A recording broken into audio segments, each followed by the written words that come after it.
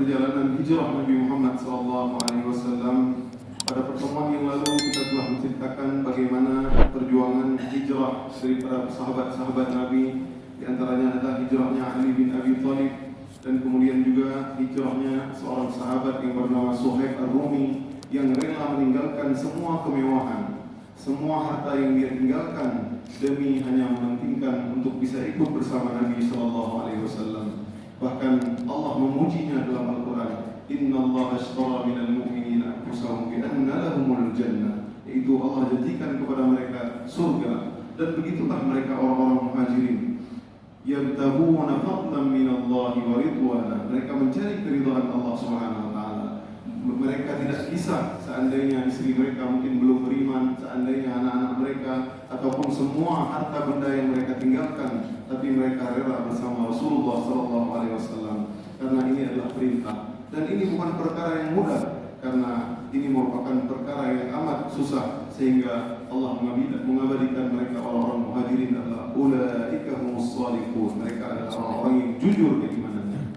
Oleh karenanya kaum muslimin, hendaklah kita benar-benar bisa mengikuti jejak para mereka, para sahabat. Fa illam takun mithlah, para ulama salaf dahulu pernah menulis, tashabbahu birijalin fa illam takun mithlu, hendaknya kalian menyerupai mereka walaupun kalian mungkin tidak mampu seperti mereka. Fa inna tashabbaha birijalin fala, sesungguhnya menyerupai mereka, para sahabat-sahabat Nabi, para salafus salih, maka sesungguhnya disitulah kunci keberuntungan dan kejayaan.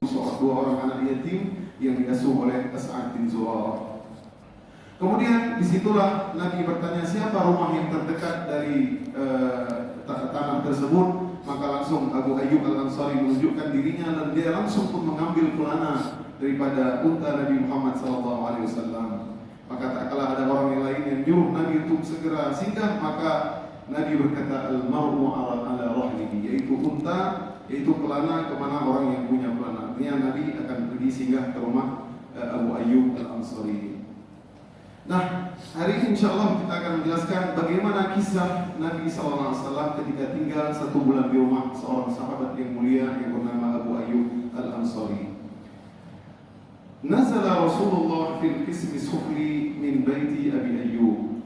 Nah, ketika Nabi SAW menginap di rumah Abu Ayyub Al-Ansari, sebagai bentuk kemuliaan, Abu Ayyub Al-Ansari menyuruh Nabi SAW untuk tidur di atas. Karena Abu Ayyub dengan istrinya. Maka Nabi tidak mau. Maka Nabi lebih memilih untuk tidur di bawah. Bahkan Nabi berkata, ya Abu Ayyub, as-suflu urfuq bina biman yakhshana wa biman yakhshana. Wahai Abu Ayyub, yang di bawah lebih mudah bagi kami, apalagi mungkin ada orang-orang ataupun ingin bertemu dengan Nabi Muhammad SAW, di bawah saja.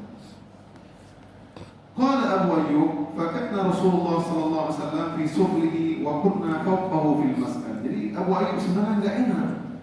Bagaimana tinggal satu rumah dan satu atap dengan Nabi Muhammad SAW, sementara setiap malam semakin hari berjalan kita melangkahi, dan di bawah kita adalah orang yang paling mulia di dunia ini, yaitu Nabi Muhammad SAW. Jadi nggak enak. Bahkan Abu Ayyub dengan istrinya, mereka hanya berjalan di samping-samping saja. Bagaimana jangan sampai kita berjalan itu apalagi di tempat Nabi istirahat. Jadi mereka ini akhirnya mereka pun nggak enak sendiri di ujung-ujung seperti itu. Ya, maka lama-kelamaan Abu Ayyub nggak bisa, jangan sampai kita menginjak. Nggak mungkin ini. Ini kemuliaan, nggak boleh masa kita menginjak ataupun di bawahnya ada Nabi Muhammad SAW. Lihatlah bagaimana ya. Allah menyuruh memang orang yang tepat untuk menjaga dan menjamu Nabi Muhammad SAW. Suatu ketika, wa kunna fil maskan, falaqadin kasara hubbuna fihi ma. Suatu ketika kami berada di atas, maka salah satu panci kami ataupun bejana kami adalah pecah. Nah, air pun jatuh. Fakuntu ana wa ummu Ayyub bi qatifatin lana. Maka kami pun ketika air itu jatuh, maka kami sekat tiba-tiba untuk mengambil selimut itu hanya cuma satu selimut yang ada. Namun karena kami khawatir terjatuh sampai mungkin bisa membangunkan Nabi Muhammad SAW, maka kami segera mengambilnya, padahal itu adalah selimut satu-satunya yang kami punya. Malana lihaqfin ghairuha, kami tidak punya yang lain. Maka keesokan harinya aku berkata kepada Rasulullah Ya Rasulullah, la a'lu saqifatan anta tahtaha. Ya Rasulullah, kami tak bisa tinggal, engkau di bawah kami ya Rasulullah. Walam yazal Abu Ayyub bi Rasul, dan Abu Ayyub terus udah di bawah enggak masalah, di bawah enggak masalah. Namun Abu Ayyub tetap memaksa. Akhirnya Nabi Muhammad SAW faqabila Rasul ayyakuna fil a'la. Akhirnya pun Nabi mau untuk tinggal di atas, menghormati tuan rumah. Ya kan enggak enak ya. Dan Abu Ayyub maksa terus. Qala Abu Ayyub radhiyallahu anhu wa kunna nasna'u lin Nabi sallallahu alaihi wasallam al-'asha. Maka kami pun biasanya untuk memasak ya, dan memberikan makanan malam kepada Nabi Muhammad sallallahu alaihi wasallam. Fa idza radda alaina fadlahu tayammamtu ana wa ummu Ayyub mawdi'a asabi'ah. Jadi setiap makanan yang mereka masak, mereka tidak ambil dulu. Kalau kita hari ini, kalau kita ada tamu, kita makan dulu, atau kita asingkan untuk kita dulu, barulah kita kasih tamu. Ya seperti itu, kata Pusibla. Sudah kita asingkan, ya. Ini mereka masak full dengan cantik, mungkin dihidangkan seperti itu. Tidak ada tanda sekali diambil, dia hidangkan kepada orang yang pertama kali untuk mengambilnya, yaitu Rasulullah SAW. Dan mereka berkata, setelah Nabi ambil sesuai dengan porsi, misalkan adonan ataupun apapun makanan, ya, maka kami pun dengan istriku, aku dengan istriku mengambil bekas yang diambil oleh Nabi, dan kami mengharapkan bidzalikal barakah, keberkahan dari Nabi Muhammad SAW. Lihatlah bagaimana para sahabat Nabi, dia tahu ya, ini khusus Nabi ya, bagaimana bekas tangan Nabi, air liur Nabi, bagaimana keringat Nabi, rambut Nabi, semuanya ada berkah. Ya, inilah keistimewaan daripada Nabi Muhammad SAW. Pada suatu ketika, hatta ba'athana ilaihi lailatan bi'asya'ihi. Ketika suatu ketika kami mengirimkan lagi, memberikan ke atas kepada Nabi Muhammad SAW, dan di dalam adonan tersebut ataupun makanan tersebut ada basalan aw thuman, ada bawang putih ataupun bawang merah. Faraddahu Rasulullah wa lam ara liyadihi fihi athar. Maka aku melihat tiba-tiba Nabi SAW pun mengembalikan itu makanan tanpa ada sentuhan sedikit pun. Nah, aku pun dengan istriku heran, ini kenapa?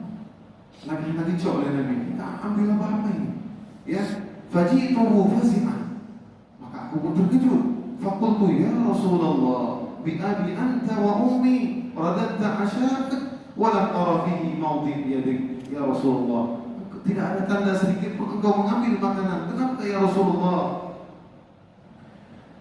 Kadang sebenarnya dengan makananmu ya Rasulullah, setiap engkau mengambil, aku selalu mengambil bekas tanganmu dan aku mengharapkan keberkahan. Kata Abu Ayyub, Nabi baru tahu. Ya. Kemudian Nabi berkata, Inni wajadtu fiha riha hadhihi syajarah. Aku menjumpai bau daripada pohon ini, artinya bau daripada basal tadi, bawang, ya, bawang merah atau bawang putih. Wa ana rajulun unaji, dan aku lagi ngobrol sama malaikat, Jibril. Jadi ternyata malaikat innal malaikata takrahu ya bima yustahza'u bihi, bima yustahza'u bihi. Malaikat itu kama sesungguhnya malaikat itu enggak suka juga apa yang enggak suka manusia. Oleh karenanya dalam sebuah hadis, man akala basalan aw thuman falyatawadda. Ya, Nabi pernah mengatakan barang siapa yang makan bawang ataupun bawang putih maka hendaklah dia wudu, ya. Nah, ini mungkin tidak, kalau udah dimasak udah lain, ya. Karena orang-orang Arab dulu suka makan bawang putih langsung ataupun bawang merah langsung. Nah, dan ini sangat mempengaruhi apalagi kita dalam sholat. Ini sebuah fikih, ya. Artinya kalau kita memang mungkin sangat bau, ya, tidak juga harus basal, ya, bawang putih ataupun bawang merah, misalkan sangat berkeringat mungkin, ya, ataupun mungkin kita baru dari mana, ya, memang kita merasakan tidak enak, maka janganlah kita tasta'ziul musalli, janganlah kita menyakiti teman-teman orang yang salat di samping kita, karena ini mempengaruhi. Ya, begitu juga mungkin orang yang sakit. Nah, ini ada fikih tersendiri, ya, mungkin kita bersih terus, maka salat di rumah, ya, daripada orang yang kira-kira enggak nyaman seperti itu. Nah, ini merupakan fikih, ya. Oleh karena itu Abu Ayyub pun bertanya, ahramun, apakah haram ini basal, ya? Apakah haram bawang putih dan bawang merah? La, walakinni akrahu, sesungguhnya aku membencinya, artinya aku enggak suka. Fa inni akrahu ma takrahu, maka Abu Ayyub pun berkata, sesungguhnya aku membenci apa yang engkau enggak suka ya Rasulullah. Dzalika bi anna Rasul kanat ta'tihi malaikat, karena waktu itu Nabi SAW lagi ngomong sama malaikat Jibril. Jadi malaikat tidak suka ya bau tersebut, karenanya Nabi pun tidak mengambil sedikit pun dari makanan. Qala Abu Ayyub, maka berkata Abu Ayyub, walam nasna' lirrasuli ta'aman fihi syai'un min ath-thawm aw basal. Setelah itu kami pun tidak pernah memasak dari apa makanan-makanan yang ada bau bawang ataupun bau basal, bawang putihnya. Kalau kita hari ini kalau nggak ada bawang putih nggak enak ya. Ya mungkin ada dalam sebuah hadis juga disebutkan, maka hilanglah bau makanan tersebut adalah dengan dimasak. Karena memang orang Arab kadang suka ada makan seperti itu ya. Langsung bawang putih digigit-gigit, bawang merah digigit-gigit. Pas kita ngobrol kadang-kadang sama nek-nek ya dulu di Mesir ataupun itu kadang keluar baunya seperti itu. Tapi kita mungkin jarang ya, ada yang mau makan bawang langsung dan bawang putih langsung. Padahal itu merupakan obat ya. Kemudian وما كانت تمر ليلة إلا وعلى باب الرسول 3 و4 من الصحابة الأنصار يتناوبون في حمل طعامه. Jadi hampir setiap hari ada 3 orang ataupun 4 orang selalu banyak mengantarkan makanan kepada Nabi Muhammad SAW ke rumah Abu Ayyub Al-Ansari. Jadi semua sahabat pun ingin berlomba-lomba menjamu Nabi Muhammad SAW. Mereka mengantarkan makanan, ada 2, 3, 4 orang sahabat. Ya. Kemudian ditanya berapa lama mudah ataupun Nabi SAW singgah di rumah Abu Ayyub, berkata bahwa syahran wahidan, itu satu bulan. Kemudian setelah berselang lama, dalam kitab Al-Lu'lu' Al-Maknun disebutkan bahwasanya bagaimana kemudian setelah itu Ibnu Abbas ini adalah ponakan Nabi Muhammad SAW, ya, ponakan anaknya Abbas, ya, anaknya Abbas, pamannya, ya,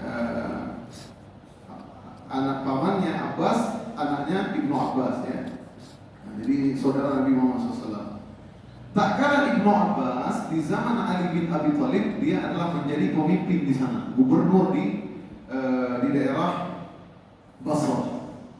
Ini tahun-tahun berikutnya yang mungkin di zaman Ali bin Abi Thalib, artinya di zaman yang sudah lama, artinya 2 tahun setelah itu Abu Bakar, setelah Nabi meninggal 2 tahun, kemudian 10 tahun Umar bin Khattab, kemudian 22 tahun zaman Utsman bin Affan, kemudian 2 tahun Ali bin Abi Thalib. Ini lama, artinya berselang sekitar 30 tahun ya, lebih.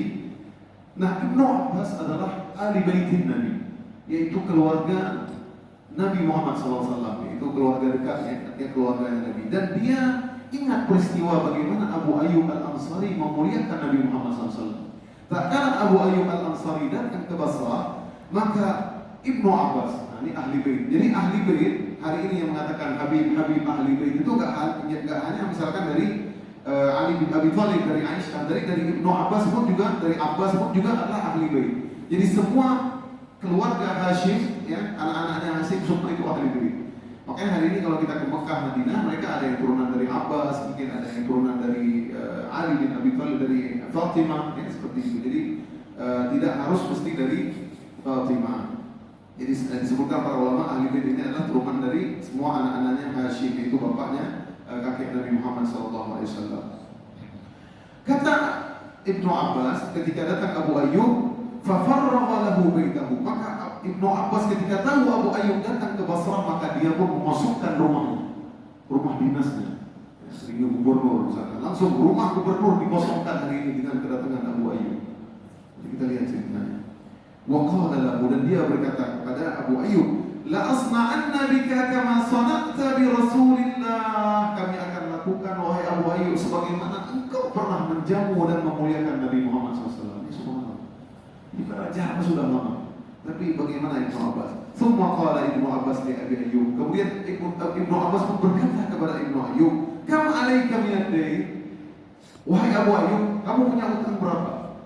Subhanallah. Sahabat Nabi punya utang. Sahabat Nabi, orang yang memuliakan Nabi, yang punya jasa yang luar biasa kepada Nabi Muhammad SAW, yang Nabi benar-benarnya rumah, namun Allah menyuruh Nabi SAW tinggal di rumah Nabi Muhammad, di rumah Abu Ayyub, dan sahabat ini punya utang. Sama sekali mereka tidak memikirkan dunia tersebut, ya. Subhanallah. Kemudian Abu Ayyub berkata, "Ishruna alfan." Dia punya utang 20 dinar.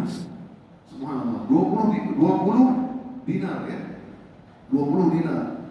Maka 20 dinar itu kalau kita kali 4 gram emas ya, 1 gram berarti sekitar 3 juta, 3 kali 4 12 juta, 12 juta kali 20 ya, 12 juta kali 20 itu berapa duit? 240 juta gitu. Gubernur langsung bayar. Nah, apa yang dikasih oleh Ibnu Abbas? Fa'atu'ahu arba'ina alfa. Maka dikasih bukan 20 dinar, tapi dikasih 40 dinar, 2 kali lipat. Berarti dikasih berapa? Hampir 500 ya, 480 juta dong. 480 juta. Subhanallah, 2 kali lipat. Digantikan oleh Ibnu Abbas. Dia memuliakan Nabi Muhammad SAW, karena Nabi Muhammad keluarganya. Wa ishrina mamlukan, dan dikasih lagi 20 orang budak. Nih, pembantu 20 orang budak. Subhanallah. Ini berdua hari ini ya. Mau nggak kalau ada seperti itu ya? Waqala Ibnu Abbas, laka ma fil bait, wahai Abu Ayyub Al-Ansari, semua yang ada di rumah ini untukmu. Subhanallah. Sahabat luar biasa hadir. Maka berkata Dr. Muhammad Abu Syaibah mengomentari tentang ini adalah tidak lain adalah karena Ibnu Abbas ingin memuliakan Nabi Muhammad SAW. Dan Ibnu Abbas teringat kepada hadis Nabi SAW seperti yang diriwayatkan oleh Ibnu Umar, wa man sana'a ilaikum ma'rufan, ada hadis. Barang siapa yang melakukan kepada kamu kebaikan, orang yang ada jasa dalam hidupmu, fakafi'uhu, maka usahakanlah kamu membalas jasa. Dalam Islam harus balas jasa. Bahkan Nabi berkata, fa in lam tajidu ma tukafi'una fad'u lahu hatta tarau annakum qad kafa'tumuhu. Kalau kalian menyangka bahwasanya kalian belum sanggup untuk membalas budinya, maka berdoalah kepada Allah sampai kalian merasa bahwasanya kalian sudah pas untuk membalas budinya. Subhanallah. Dalam Islam perlu balas budi. Ada orang buat baik kepada kita, dia mungkin kasih apa pakaian atau kasih apa, kita balas dengan yang bisa. Ada mungkin orang kaya yang luar biasa, mungkin yang membantu kita ataupun apa, mungkin kita nggak mampu kita balas dengan hartanya, tidak mampu. Tapi cukup kita doakan terus sampai kita merasa bahwasanya dengan doa kita tersebut sudah cukup untuk membalas budinya. Maka itu harus balas budi. Jadi jangan kita melupakan mentang-mentang kita hari ini mungkin sudah hebat, sudah sukses, udahlah. Sudah kita melupakan kebaikan seseorang, tidak boleh. Oleh karenanya Nabi mengatakan wa man sana'a ilaikum ma'rufan fakafi'u. Maka balaslah budi orang-orang yang pernah berbuat baik kepada kita. Bahkan dalam hadis yang lain, la yashkurullah man la yashkurun nas. Tidak bersyukur, tidak berterima kasih kepada Allah orang yang tidak berterima kasih kepada manusia. Hadirin yang dirahmati Allah Subhanahu wa taala, kisah berikutnya adalah qudum ali Nabi wa iyal Abi Bakr As-Siddiq, yaitu datangnya keluarga-keluarga Nabi dan Abu Bakar As-Siddiq.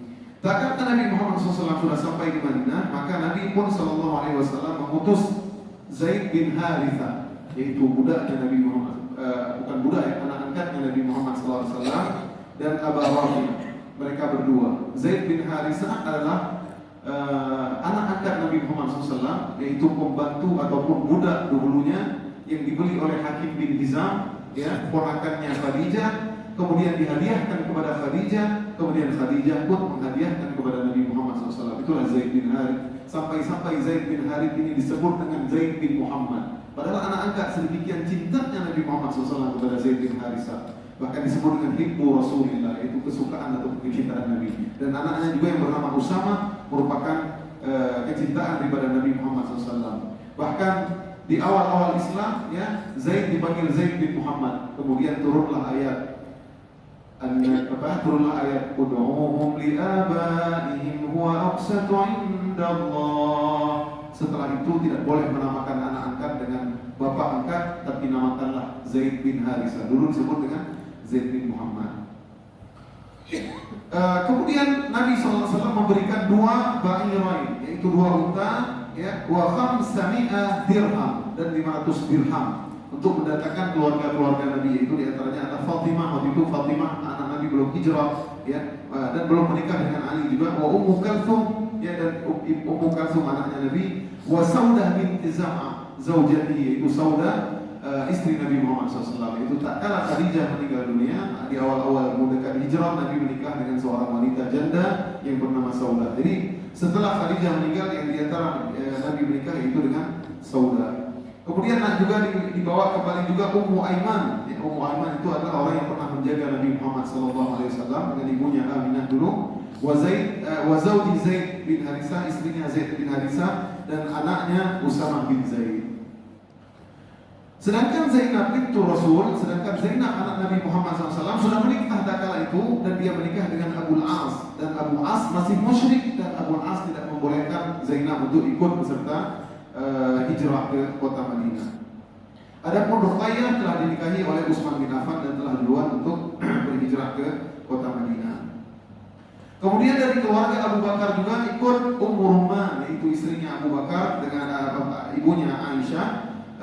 Kemudian ukhtahu, kemudian saudari perempuannya Aisyah yaitu Asma dan Aisyah sendiri. Hatta qadimu jami'an ilal Madinah, sampai mereka semua sampai ke Madinah ikut bersama Nabi Muhammad SAW, dan singgahlah keluarga Nabi Muhammad SAW di rumah Harithah bin Nu'man. Harithah bin Nu'man. Ada peristiwa penting di awal tahun 1 Hijrah, lahirnya seorang anak laki-laki yang sangat mulia. Siapakah dia? Dia adalah Abdullah bin Zubair. Abdullah bin Zubair. Dan ketika lahir Abdullah bin Zubair ini sangat bahagia sekali dan membuat orang-orang Ansar pun sangat bahagia.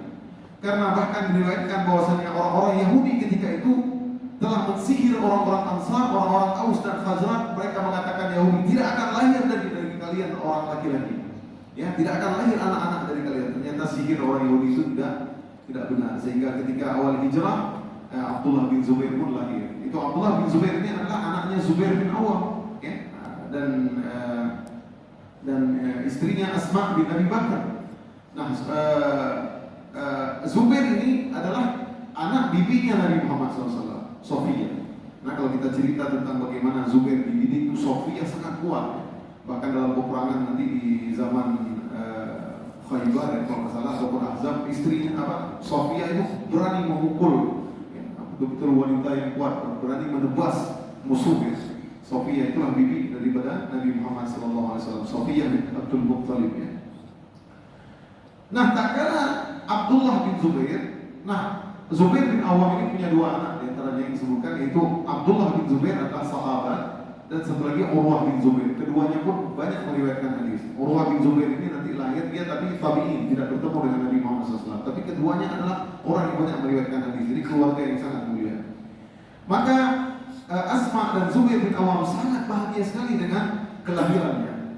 Maka dia ingin ditahnik oleh Rasulullah SAW. Apa maksud tahnik? Itu kurma dikunyah-kunyah, kemudian kurma itu sedikit, air liur kurma itu diberikan kepada si bayi tersebut. Maka Nabi pun didatangkan kepada Nabi Muhammad SAW dan diberikan nama Fasamahu Abdullah. Maka Nabi pun yang memberikan nama Abdullah. Zubair adalah bapaknya. Wa kana awwala man wulida fil Islam ba'da al-hijrah fil Madinah. Dialah anak yang pertama lahir di tahun 1 Hijrah Nabi Muhammad SAW. Ya. Tahnik dengan kurma. Ya, makanya kenapa orang-orang Arab suka makan yang manis-manis, karena orang Arab suka ditahnik dengan kurma. Makanya kadang ada orang-orang Arab sering bercanda-bercanda, ya. Kenapa orang Indonesia suka sambal? Ya? Mungkin orang Indonesia ditahnik dengan sambal. Ya. Allah. Ya, jadi beda-beda. Kenapa kalau orang Arab tidak suka sambal? Ya, angkat masih ini. Nah, ada para ulama mengatakan, apakah tahnik itu hanya berlaku khusus kepada Nabi Muhammad SAW, ataukah boleh kepada orang-orang ulama ataupun orang alim yang lain? Berbeda pendapat. Ada yang mengatakan khusus untuk Nabi SAW karena air liur Nabi adalah keberkahan, ya, kemuliaan, ya. Namun pendapat hari ini banyak juga dipegang, artinya boleh juga apabila seseorang anak yang lahir, yang mungkin ada ulama, kiai, ya, ataupun habib yang memang, ya, masya Allah orang yang mulia, ya, karismatiknya, mungkin boleh-boleh saja kita suruh datangkan, kita suruh tahniknya, insya Allah kemuliaan, tidak masalah, ya, tidak masalah. Kemudian di antara peristiwa berikutnya adalah Hummal Madinah. Sedikit lagi saya ulang. Hummal Madinah. Yaitu di Madinah adalah kota yang terkenal dengan demamnya Madinah. Kalau orang datang ke kota Madinah, semua orang demam. Semua orang demam. Makanya dikatakan istilah Hummal Madinah, ya. Hummal Madinah. Diriwayatkan dari Imam Ahmad dalam musnadnya, "Lamma qadimna al-Madinah asabna min thimariha fajtawaina wa asabana biha wa'qun." Ketika kami semua sampai di kota Madinah, maka kami semua tidak biasa dengan hawanya, dengan udaranya, sampai kemudian semua kami dalam keadaan sakit, demam semua, sakit tenggorokan semua. Ya. Kalau orang-orang ini ke Masjidil Haram ada batuk khusus ya, batuk kering. Itu sering ya, itu Masjidil Haram ya. Ini Madinah hummal Madinah, demam ya. Tapi sekarang tidak ada lagi, nanti kita jelaskan. Diriwayatkan oleh Imam Ahmad dalam musnadnya juga, qadiman Nabi Madinah wa hiya Muhammadun fahuman nas. Tatkala Nabi SAW sampai di kota Madinah dan hawanya itu membuat orang demam, maka orang-orang semua demam. Fadakhala Nabi al-masjid wan nasu qu'udun yusallun. Tatkala Nabi SAW datang ke masjid ya, dan orang-orang lagi duduk salat. Semua salat tapi datang ke masjid tapi mereka duduk. Sakit semua subhanallah. Ibarat datang kita ke musola, makanya kok ibu cuma duduk semua salat. Arti membuat ini demam bukan demam biasa hadirin, tapi demam yang betul-betul demam berat, tapi mereka tidak lupa datang ke masjid. Subhanallah. Saya sakit betul ada di masjid. Ya, kita ceramah kemana-mana, adalah satu derajat cukup daripada 27 derajat. Para sahabat berjuang. Mereka sakit berat, demam yang membuat mereka nggak bisa sampai berdiri, mereka sholat dulu. Ya. Maka tak kala itu Nabi SAW melihat semua mereka duduk, maka Nabi berkata, "Salatul qa'idi nisfu salatil qa'im." Salat orang yang duduk setengah pahalanya daripada salat orang yang berdiri. Fatajashna salat qiyaman ala ma bihim min ad-dha'fi wa subuh. Maka tak kala mendengar Nabi mengatakan begitu, semua orang berdiri semua, subhanallah, berdiri semua. Bukan takut kepada Nabi, tapi karena melihat ganjaran dan pahala yang luar biasa. Subhanallah. Padahal mereka itu memaksakan, berdiri, sakit, tapi mereka berdiri. Subhanallah. Yang sakit betul, ada apa sih? Sakit betul, kita sakit itu. Subhanallah, para sahabat yang luar biasa. Belum lagi ganjaran masjid ya. Ibarat hari ini ada orang sholat dalam 1 tahun, sholat isya misalkan 4 rakaat, ya, sholat di masjid pahala 27 kali lipat kali 1 tahun berapa pahalanya? Subhanallah. Ya, orang yang sholat di rumah terus 1 derajat pahalanya jauh beda. Belum lagi melangkah kaki di masjid. Ya, barang siapa yang melangkah kaki, apalagi kalau jaraknya dengan jalan kaki, jaraknya 1 kilo, setiap langkah misalkan 500 kilo, berarti dia 1000, pulang 2000 langkah, setiap 2000 langkah Allah angkat dia 2000 derajat, Allah hapus dia 2000 dosa. Jalan kaki hadirin tanpa. Subhanallah. Kalau kita mampu lagi sholat subuh, datang ke masjid sholat subuh. Ya, saya ingat dulu ada jamaah ini sholat subuh tuh saya diangkat derajat juga 200 kaki jaraknya. Karena saya Irwandi berapa dan apalagi yang dari jauh lagi sana, apalagi dari Doi. Ya Allah. 1 tahun dia lakukan itu, bagaimana jarak beda dengan orang yang di samping masjid. Apalagi dekat masjid langsung dengan Honda, dengan motor. Maka Rasulullah mengatakan besarnya pahala sebesarnya perjuangan. Besarnya capek, begitulah besarnya pahala di sisi Allah Subhanahu wa taala. Lihat para sahabat ya, mereka berjuang. Ketika Nabi mengatakan salat duduk setengah, salat berdiri, mereka pun semua berdiri. Padahal mereka enggak pernah buat. Ya, subhanallah. Kemudian sedikit lagi insyaallah, ketika semua orang demam, maka tak kala itu Aisyah binti Abi Bakar, yaitu ketika sudah menikah dengan Nabi, dia minta izin kepada Nabi untuk melihat saudara-saudaranya, keluarga-keluarganya. Maka dijumpailah Abi Bakar. Maka Abi Bakar ketika bertemu dengan ayahnya, "Ya abati, bagaimana keadaanmu?" Kata Abu Bakar, "Kullu mri'in musabbahun fi ahli wal mautu adna min syiraki na'lihi." Setiap orang akan mati, mungkin ditinggal keluarganya, dan sesungguhnya maut ini sudah lebih dekat daripada tali sendalnya. Ini ayahnya sudah ngomong ini katanya memang demam. Padahal Abu Bakar belum meninggal, segitu parahnya demam. Sampai-sampai dia sudah merasakan kematian. Aisyah pun heran. Kemudian menjumpai lagi Amir bin Fuhairah, tak kala menjumpai Amir, "Inni wajadtul maut qabla dzauqihi." Amir bin Fuhairah pun mengatakan, "Aku sudah merasakan kematian sebelum datangnya kematian." Udah semua orang udah demam hampir nyokap ibumu. Ini mungkin udah terakhir, udah habis saya.